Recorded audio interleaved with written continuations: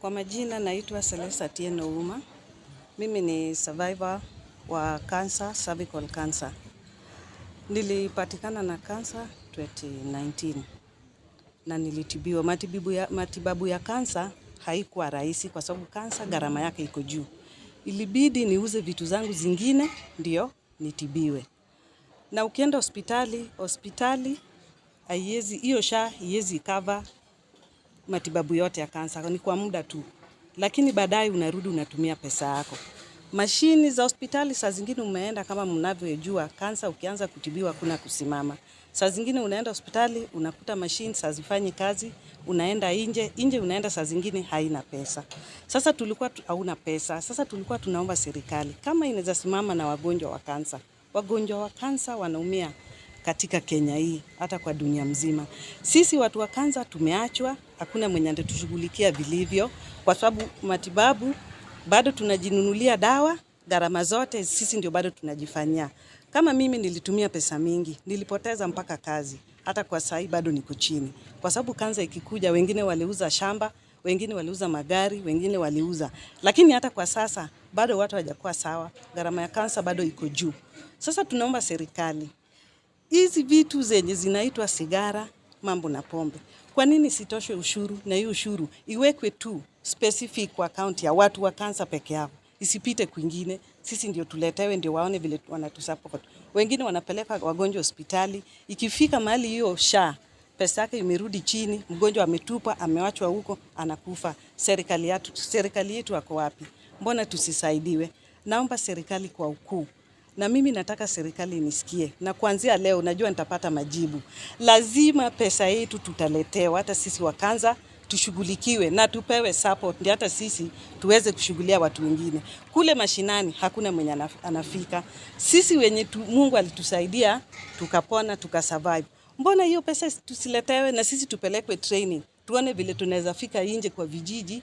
Tujue, kwa sababu kuna kikundi zingine ama makabila zingine ama pale kwa vitongoji bado wanajua ati kansa ni uchawi. Hawajawahi jua kama ni ugonjwa yenye inaweza tibika serikalini, inaweza tibika kwa njia ya kisasa. Mbona sisi survivors serikali situchukue, itupatie hiyo pesa, tushughulikie wale wenzetu wenye wako mashinani.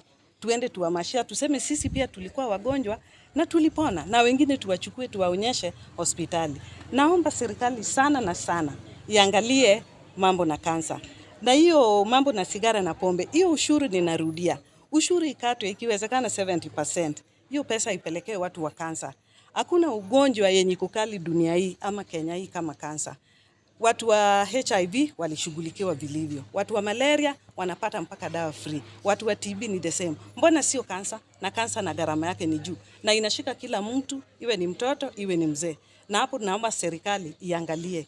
Na tunajua serikali yetu iko na uwezo wa kufanya, hata wakisema hiyo mambo na sigara, hata hiyo mambo na pombe ushuru yake ipande juu na tuletewe hiyo pesa kwa akaunti yetu, inawezekana. So nimeomba hayo machallenge. Now the challenges, most of our patients have been having really challenges since shift started, especially when it comes to this allocation of funds, and then the funds gets depleted. So that is a big challenge for our patients. Once the funds are depleted, you get the patient cannot even come for treatment anymore. We try to follow up. We hear there is the chronic illnesses fund. We follow up with it. We are told it's not activated yet. So since there is this challenge of funding of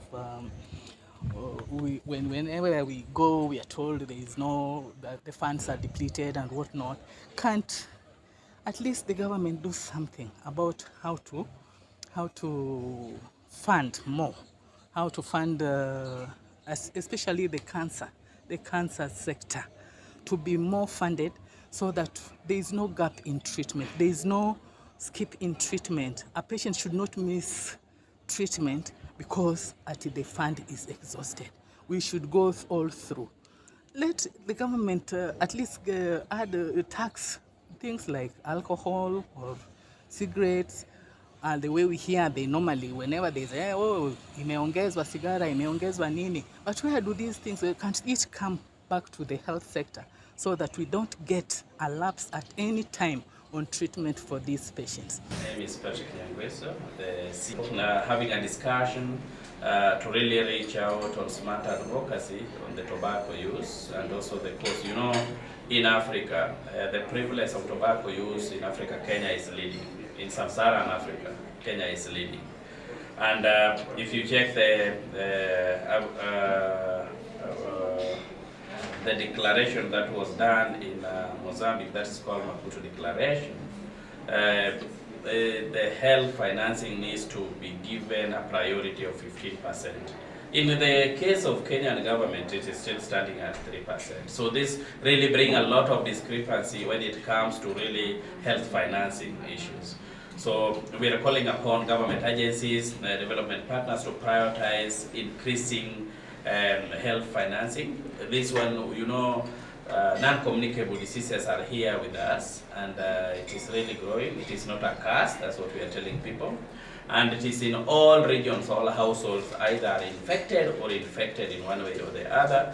And it is high time we took bold steps as Kenyans to really talk about it and really allocate more resources in terms of buying quality equipment, facilities, training of health personnel, offering drugs, sufficient drugs at the facilities, and also reaching out when it comes to creating effective demand and also sensitization program.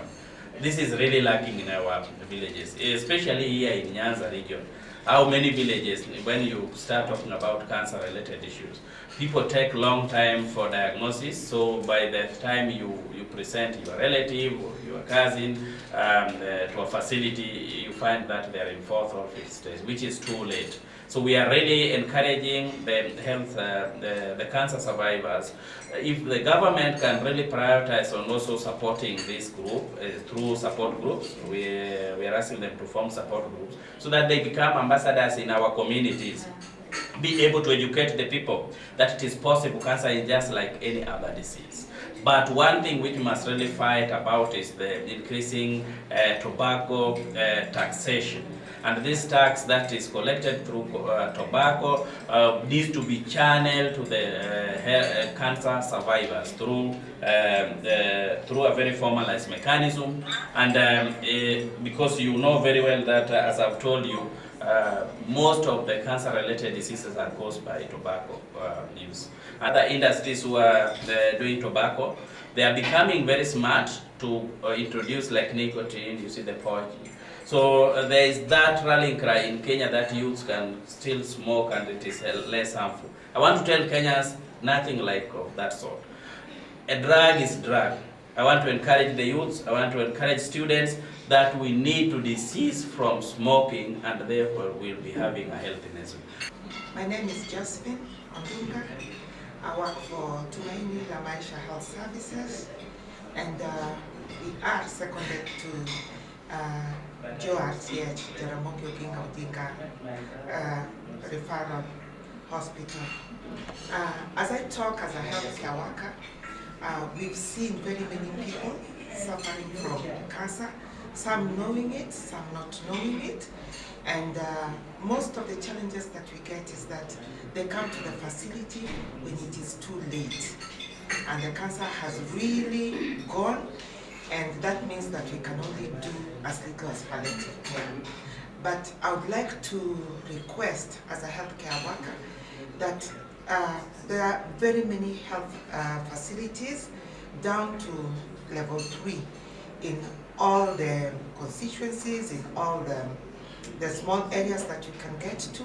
Please, if you see any challenge that could be a questionable cancer, please go to the health facility so that they can start doing tests on you. But know that early detection will save your life. Tobacco is cause of nearly 75% of the cancers that we're having today. And I'm very, very unhappy with the tobacco companies challenging the bill that is on the floor about tobacco. Now, reasons being that they know that in whatever little way they're the cause of the disease, and they do not take even small care to give to the hospitals in the management of cancer.